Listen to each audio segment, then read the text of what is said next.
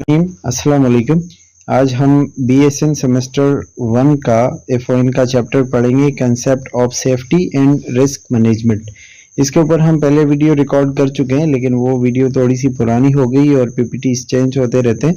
तो अभी जो न्यू PPT आई है इसके ऊपर हम रिकॉर्ड करेंगे। बहुत इजी चीज़ें हैं और नॉर्मल बातें हैं, जिस तरह हम देखते रहते हैं चीज़ें, हम थोड़ी बहुत चीज़ें डिस्कस करेंगे और कोशिश करते हैं इसको समझने की। ठीक है, इसके ऑब्जेक्टिव्स आपको बताए गए हैं। एक बात मैं आपको बताऊं, ऑब्जेक्टिव्स आर वेरी इंपॉर्टेंट। कि आप किसी भी चीज़ को देखते हो, जो भी आप चैप्टर पढ़ते हो, तो उसके ऑब्जेक्टिव्स पे गौर किया करें। यही ऑब्जेक्टिव्स आप जाके गूगल में सर्च करें, दूसरी इसके हवाले से चीज़ें देखें, तो आपको शायद उतनी मेहनत या उतनी PPTs देखने की ज़रूरत ना पड़े। ठीक है, आपने बस ऑब्जेक्टिव को समझना है, बाकी PPT में जो लिखा होता है वो ऑब्जेक्टिव्स के ऊपर ही होता है। ठीक है, खैर, let's go to our topic.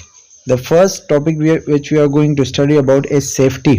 Safety जो बहुत ही कॉमनली हम वर्ड यूज करते हैं, जिसका मतलब होता है हिफाजत। ठीक है, और ये मतलब होता है the condition of being safe and from undergoing और कॉजिंग हर्ट, इंजरी और लॉस।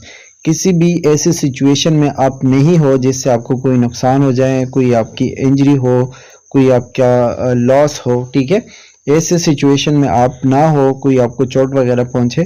ठीक है, जब आप इस सिचुएशन में नहीं है तो मतलब आप सेफ है। ठीक है, और इस सिचुएशन को हम सेफ्टी कहते हैं।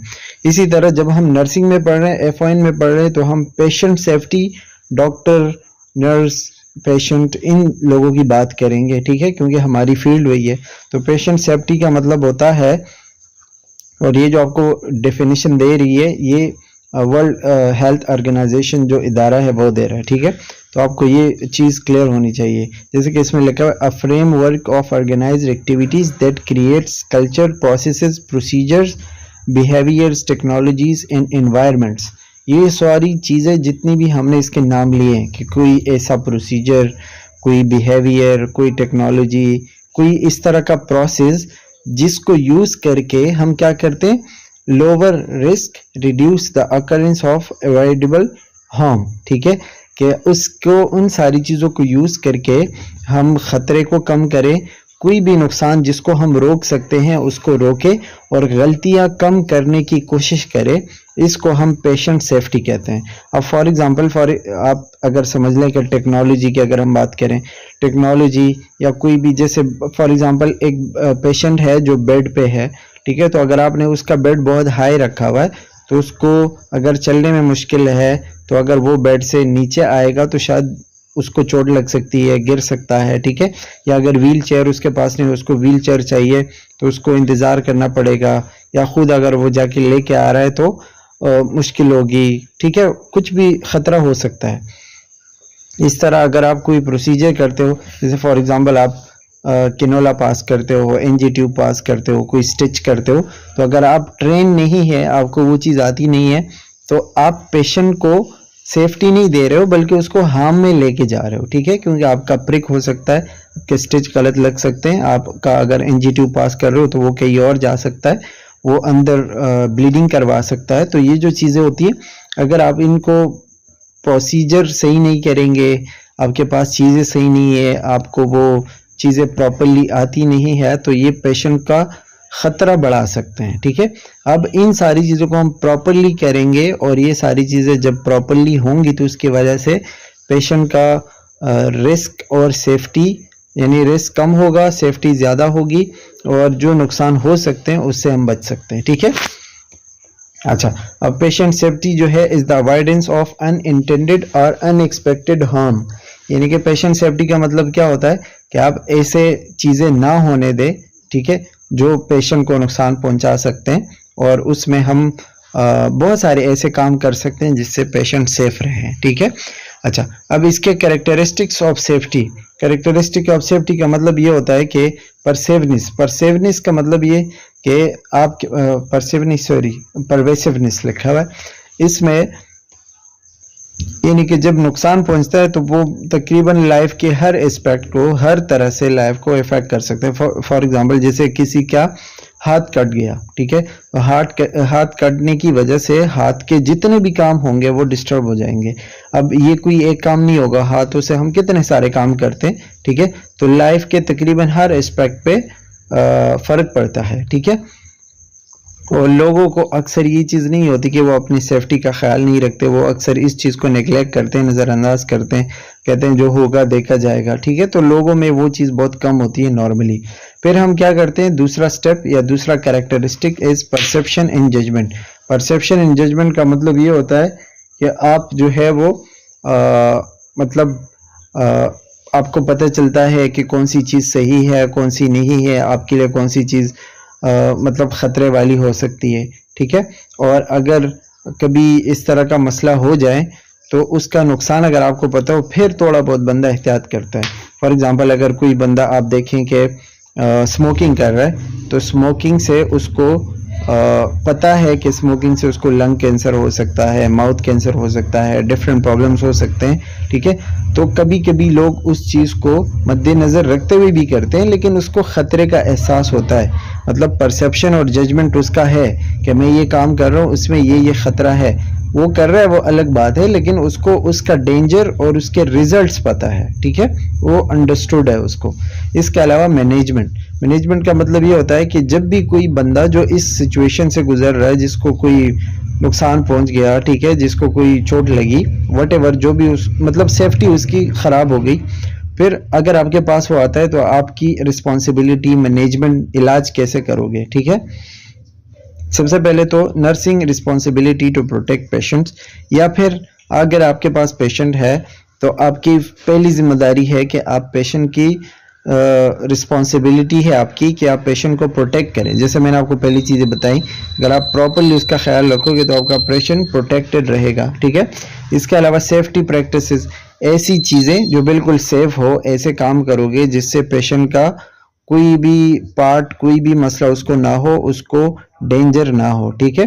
इसके अलावा आप उनका लाइफस्टाइल और उनका बिहेवियर चेंज करवा सकते हो। जैसे फॉर एग्जांपल किसी को कैंसर हो सकता है, तो आप उसको बताओगे कि भाई ये चीज़ स्मोकिंग नहीं करो, ये नहीं करो, वो नहीं करो, ठीक है, तो आप उसको क्या कर रहे हो, सेफ्टी की तरफ लेके आ रहे हो, एंड दैट इज मैनेजमेंट। अच्छा, फिर उसके बाद है हैजर्ड। हैजर्ड का मतलब क्या होता है, नुकसान। पहले हमने क्या पढ़ा, सेफ्टी। आसान अल्फाज में हैजर्ड को हम नुकसान कह सकते हैं।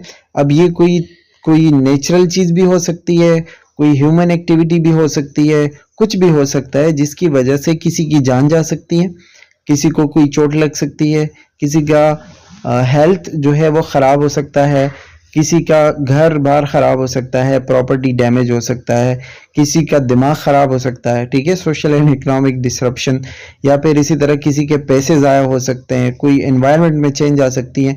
किसी भी तरीके से आपकी सेफ्टी मतलब ख़राब हो जाए, वो सेफ्टी ना रहें, इसको हम क्या कहेंगे, हैजर्ड कहेंगे, जिसका कोई ना कोई नेगेटिव इफेक्ट हो, ठीक है। अब फिजिकल हैजर्ड्स क्या होते हैं, फिजिकल वर्ड से आप याद रखेंगे बॉडी, यानी कि वो काम जो आपके बॉडी को असरअंदाज करें, ठीक है, जिसकी वजह से आपकी फिजिकल सेफ्टी या आपकी बॉडी को खतरा हो।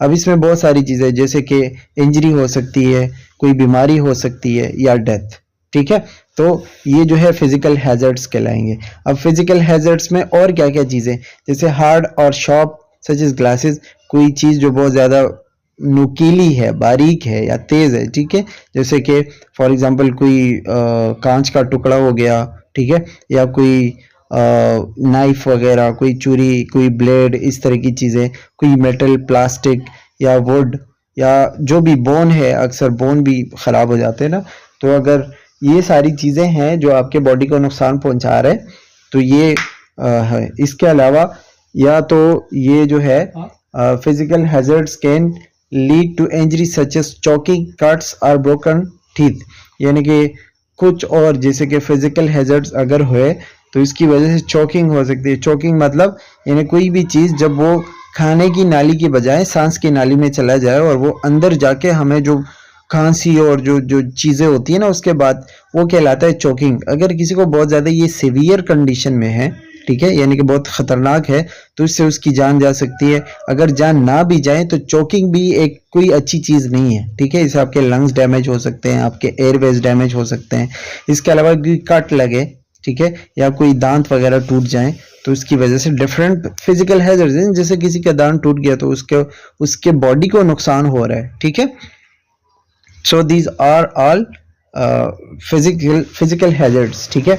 अब हम इन चीज़ों को कैसे कम कर सकते हैं, यानी कि इन चीज़ों का ख्याल कैसे रख सकते हैं कि हमें कोई फिजिकल हैजर्ड ना हो। फॉर एग्जांपल, अगर आप किसी चेयर पे बैठे हैं और वो चेयर की जो टांग है, ठीक है, वो ख़राब है, तो आप क्या करोगे, उस चेयर को वहां से हटाओगे ताकि दूसरा उसके ऊपर कोई ना बैठे और उसको कोई प्रॉब्लम ना हो। तो ये आप क्या कर रहे हो, फिजिकल हैजर्ड को कम करने की कोशिश कर रहे हो, ठीक है। इसके अलावा the corner of floor is mat is turned off, tape it down और रिमूव द मेट, यानी कि जो भी आप देख रहे हो कि जो फ्लोर है, ठीक है, या जो मतलब जो क्या कहते हैं, जो कालीन वगैरह होते हैं, अगर वो ख़राब है, उससे किसी को कोई मसला हो सकता है, तो आप उसको हटा सकते हैं। या कोई टेबल है जिसके जो कोने होते हैं, जो कॉर्नर होते हैं, वो बहुत ज़्यादा तेज़ है, जो शार्प एज होते हैं, अगर कोई उसके साथ टच हो गया, किसी का सर लग गया, किसी के पाँव लग गया, हाथ, कुछ भी हो सकते हैं, तो उसकी वजह से जो है वो ख़राब हो सकते हैं। और आप उसको पेड करोगे, यानी इसके ऊपर कोई चीज़ चिपका के लगाओगे ताकि उसको किसी को नुकसान ना हो, ठीक है। इसके अलावा अगर कोई आप देख रहे हो कि कहीं से कील निकली हुई है, ठीक है, तो कील आप उसको वापस मतलब अंदर करोगे और लोगों को, यानी कि जो सेफ्टी है उसका ख्याल रखोगे और रिपोर्ट करोगे, ठीक है। ये आपको सारी चीज़ें जो है वो किसी ऐसे सिचुएशन में बताई जा रही है जिससे बंदे के बॉडी को, सेहत को, और यानी कि बॉडी को खतरा हो सकता है फिजिकल हैजर्ड से। अच्छा, कुछ ऐसी चीजें भी होती हैं जिसको हम माइक्रोबियल या बायोलॉजिकल हैजर्ड्स कहते हैं, ठीक है, जैसे लिविंग थिंग की वजह से हमें नुकसान पहुंच सकते हैं। जैसे फॉर एग्जांपल उसको हम बायो हैजर्ड्स भी कहते हैं। बायो हैजर्ड्स जो बायोलॉजिकल हैजर्ड्स हो, यानी कि कोई जिंदा चीज हो और वो हमें नुकसान पहुंचा सकते हैं। For example bacteria, virus, fungi, plants, insects वगैरह, ठीक है, ये क्या है, जिंदा चीजें हैं। जब हमें ये नुकसान पहुंचाते हैं तो ये क्या कहलाएंगे, bio hazards. Bio hazards biological substances that pose a threat to a health of living organism। वही बात लिखी हुई है कि अगर इंसान को या किसी दूसरे लिविंग ऑर्गेनिज्म को कोई दूसरा जानदार नुकसान पहुंचाए, उसको हम क्या कहेंगे, बायोलॉजिकल हैजर्ड। अब इसमें बहुत सारी चीजें आ सकती हैं जो कि मैंने आपको बता दी है, नीचे लिखे में देख लीजिएगा, ठीक है। अच्छा, इसके अलावा इन चीजों को हम कैसे रोक सकते हैं, यानी कि बायोलॉजिकल हैजर्ड्स को कैसे रोक सकते हैं। पहले तो हमने फिजिकल हैजर्ड्स की बात की ना, अब बायोलॉजिकल हैजर्ड्स। बायोलॉजिकल हैजर्ड्स में हम क्या करते हैं, पहले तो अपने ऐसे प्रोसीजर करते हैं ताकि एक बंदे से दूसरे में वो बैक्टीरिया, वायरस वगैरह ट्रांसफर ना हो। फॉर एग्जांपल, आप हाथ प्रॉपरली धोते हो, सैनिटाइज करते हो, जो भी चीज़ें आप यूज़ करते हो जिससे एक बंदे से दूसरे को वो चीज़ें, बीमारियां, बैक्टीरिया, वायरस जो भी ट्रांसफ़र हो सकती हैं, वो हम प्रॉपरली सैनिटाइज करके साफ़ करके रखें, ठीक है।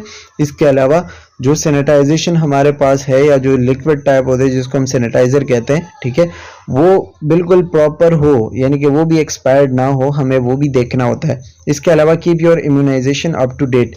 जो वैक्सीन वगैरह लोग लगवाते हैं तो आप, यानी कि आपने वैक्सीन लगवाई भी हो, ठीक है, आपने देखा हो कि भाई मैंने वैक्सीन लगाई है। जैसे फॉर एग्जांपल किसी ने कोरोना का वैक्सीन नहीं लगाया, तो अगर वो ऐसे सिचुएशन में आएगा जिसमें कोरोना का वायरस है तो उसको बीमारी हो जाएगी।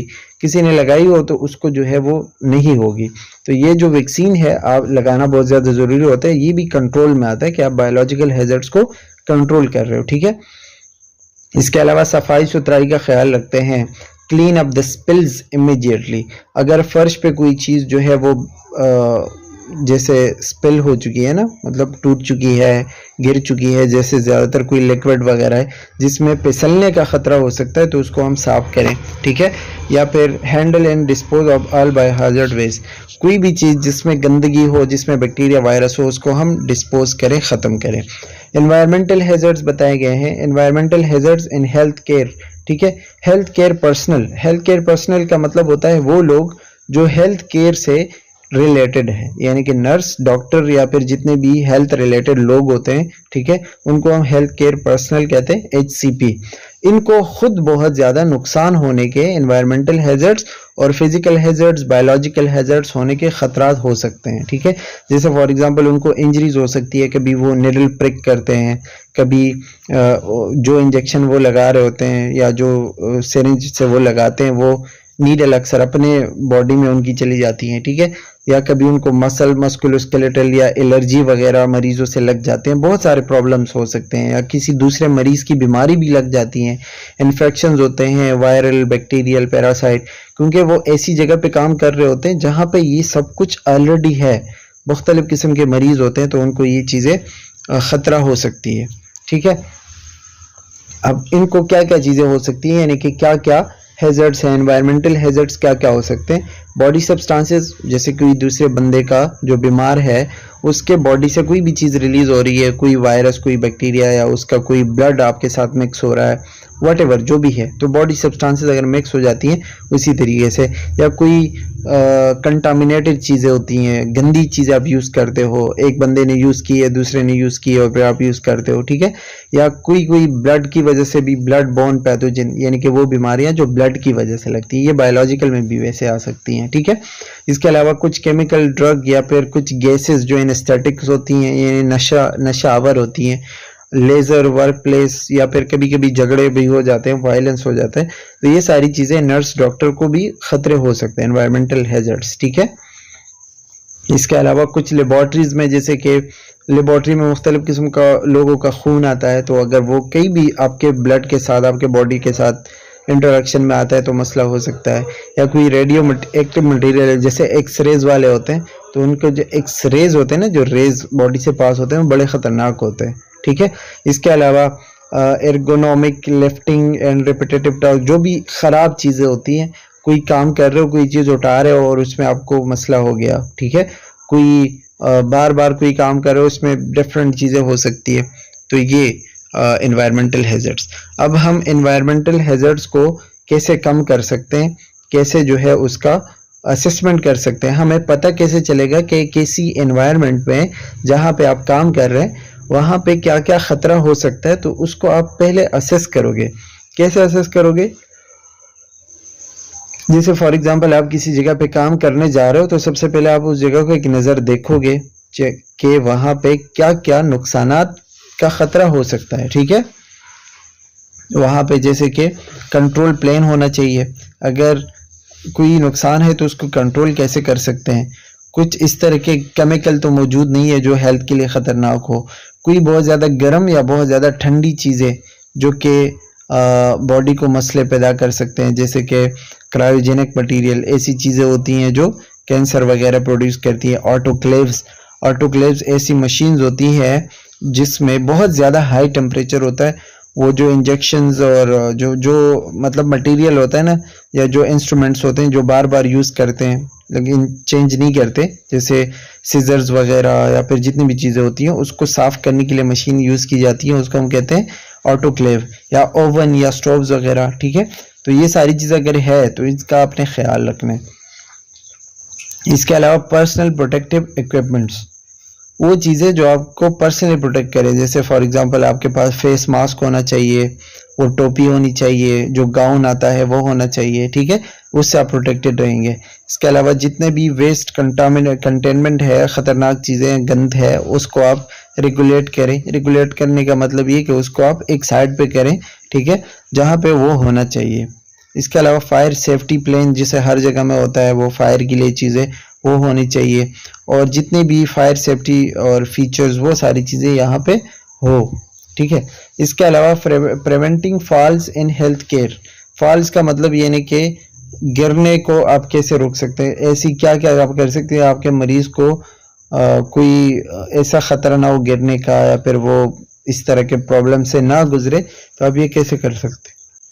अच्छा, इसको कैसे रोक सकते हैं, सबसे पहले जब आप मरीज मतलब आपके पास एडमिट होता है ऑन एडमिशन, ठीक है, तो आप उसको सराउंडिंग का बताओगे, यानी आप उसको पूरा जहाँ पे वो होगा उस चीज़ का आप बताओगे कि यहाँ पे बाथरूम है, यहाँ ये है, यहाँ वो है।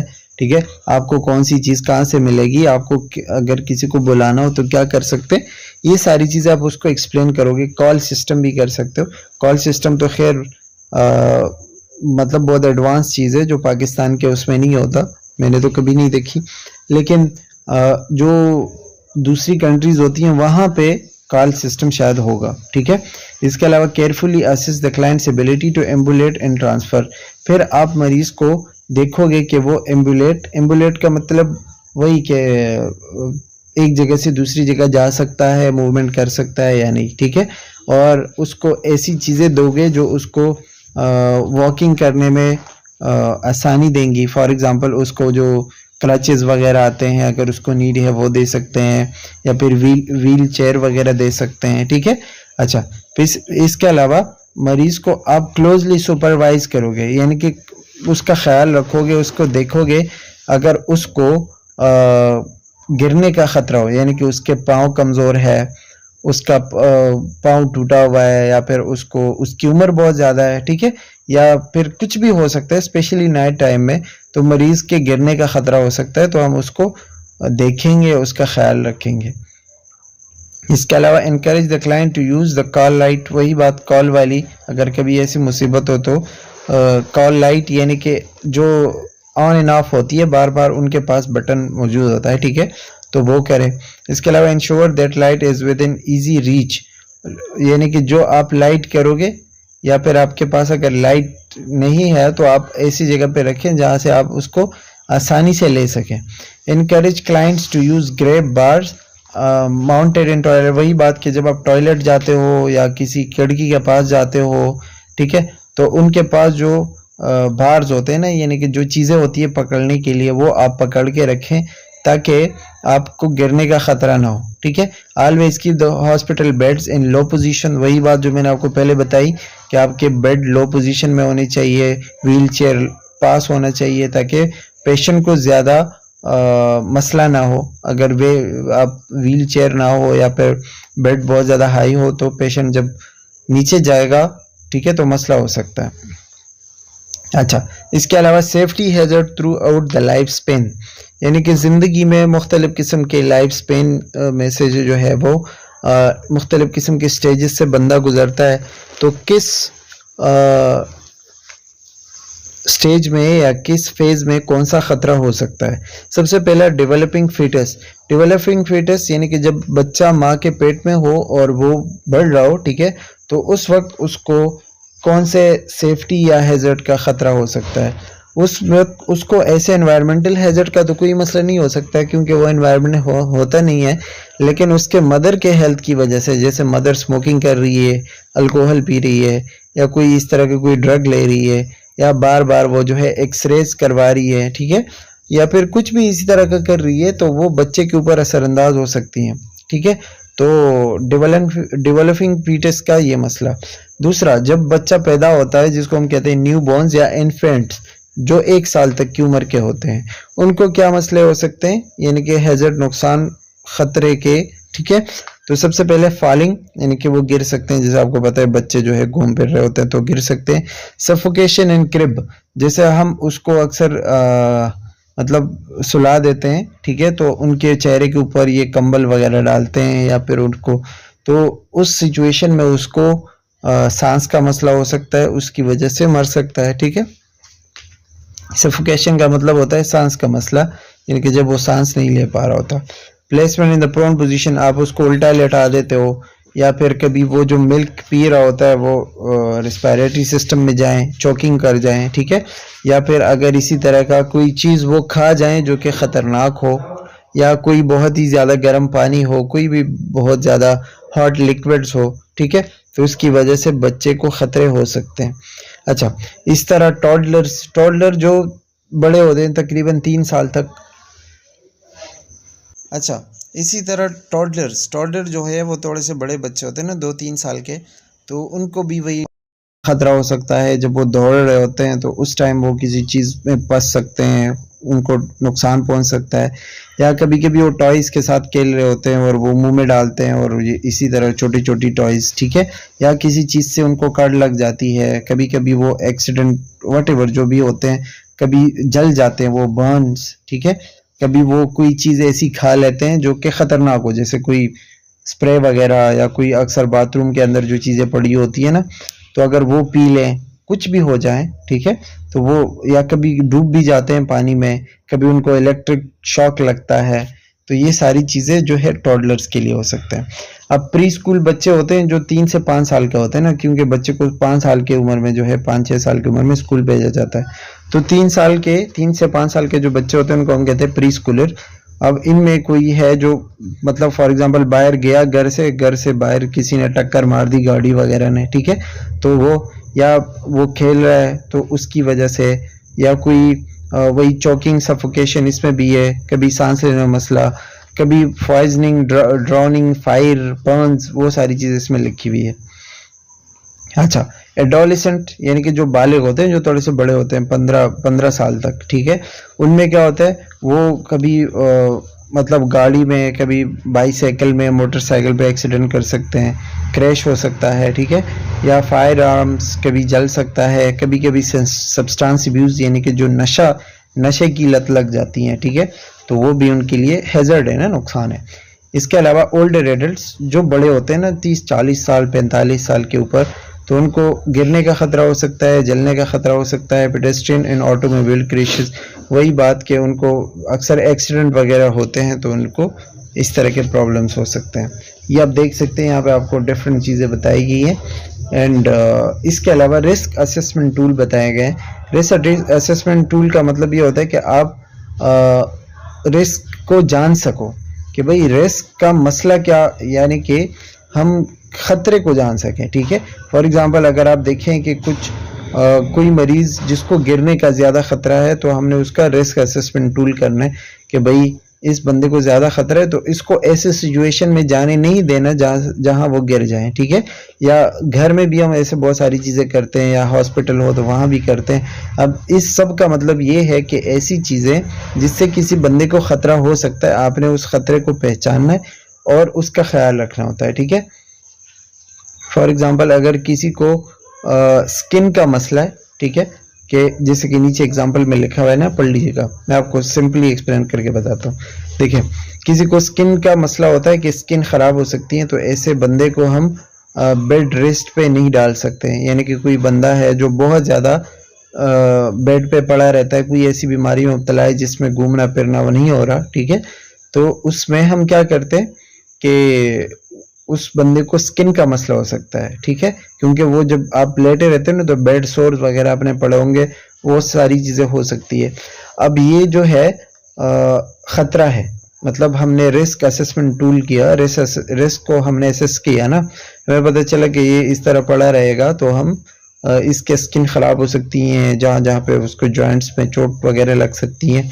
तो इस सिचुएशन में हम क्या करेंगे, हम उसका करवट चेंज करवाएंगे बार बार ताकि वो एक ही जगह ना रहे और उसकी स्किन की इंटीग्रिटी मेंटेन रहे, ठीक है।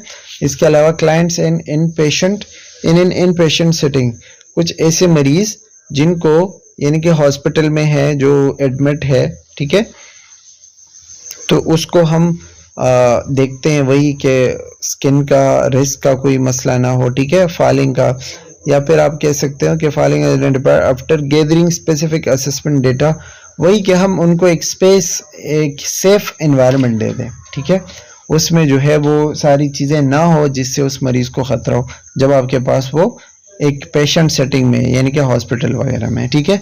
इसके अलावा होम में, अगर घर में हम देखें तो घर में हम बहुत सारी चीज़ों से नुकसान हो सकते हैं, जैसे हमने बात की कि फॉल्स हो सकते हैं, यानी कि गिर सकता है बंदा, पॉइजनिंग, फायर, सफोकेशन, माल फंक्शनिंग हाउस होल्ड इक्विपमेंट, यानी कि घरों में जो चीज़ें यूज़ होती है वो प्रॉपर नहीं है, तो इन सारी चीज़ों को हम क्या करते हैं, देखते हैं, और इसमें हम हेल्थ जो रिस्क असेसमेंट है वो करते हैं, ठीक है। अच्छा, बाकी इसमें इतना कुछ नहीं है, तो उसके ऊपर जाने की ज़रूरत नहीं है।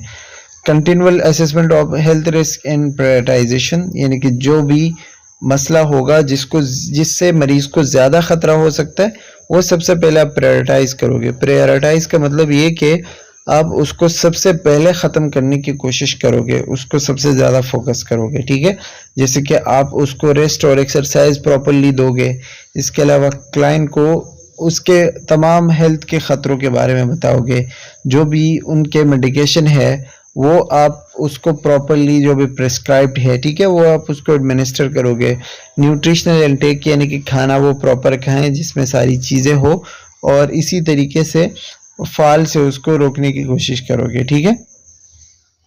अच्छा, अब जनरल सेफ्टी मेजरमेंट इन हेल्थ केयर।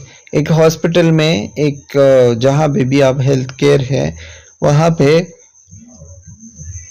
क्या क्या सेफ्टी मेजर्स आप कर सकते हैं, यानी क्या क्या कर सकते हैं ख़तरे को कम करने के लिए, ठीक है। तो सबसे पहले आप लोगों को भाई ऐसे एनवायरनमेंट पे न जाने दें जहाँ पे ख़तरा हो। इसके अलावा पर्सनल प्रोटेक्टिव क्लॉथिंग, जैसे कि मैंने आपको बताया कि बूट्स, गॉगल्स या फिर ग्लव्स वगैरह आपके पास होने चाहिए जिससे आपको खतरा ना हो, ठीक है। Staff can be train in better inform, आपको पता होना चाहिए किस चीज़ से खतरा है किस चीज़ से नहीं है। Lifting equipment can be used, power tools can have guards, ठीक है। और यानी कि जो भी बिजली वगैरह है या इस तरह की चीज़ें हैं तो उनके अपने लोग हो।